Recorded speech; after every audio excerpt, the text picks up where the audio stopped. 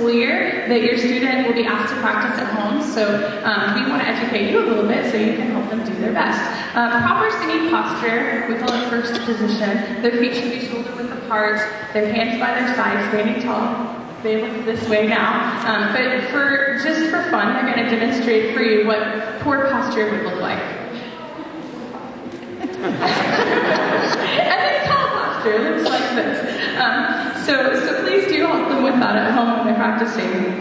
This year, we've talked to them a lot about the biggest difference between the way they sounded in elementary school versus when they're in middle school. And really, the space inside their mouth that they use to create tall vowels is the biggest difference. It makes them sound a lot more mature. So that's the main focus we've been working on so far this year. And we want to show you just an example of what we're talking about.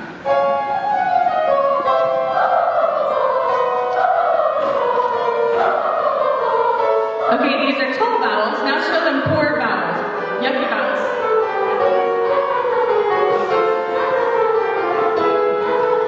And go back to really good tall vowels.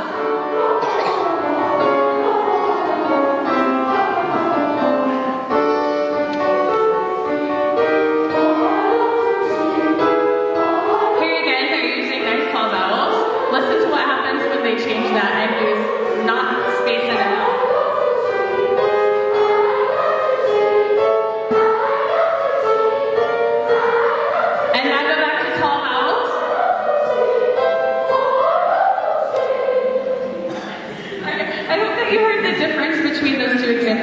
When choirs sing with proper technique, through these breathing and posture, tone placement, vowels, etc., not only do they have more volume, but they have a more unified sound that's in tune, and they sound much more mature.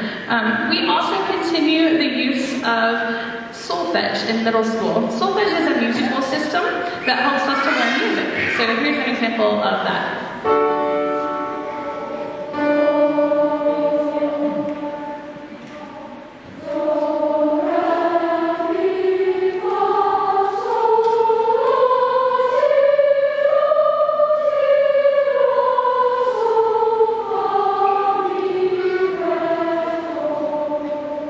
In fact, we learn most of our songs on solfege first, and we also learn to read music this way. I can't talk. We are working with them a lot on reading music, so by the end of the year, we hope that they will be more musically literate. The solfege basics were taught in the elementary schools at Plano ISD, and we take it to the next level here.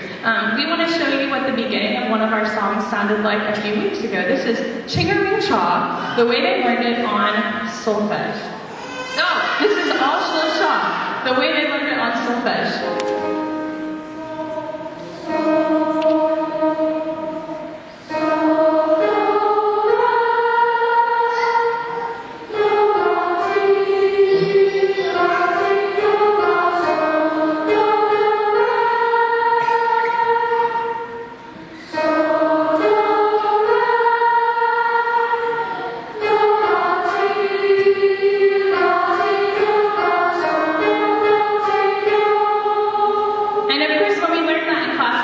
Looking at the music and reading the notes from the page. That way, we did it so many times they have it memorized by now.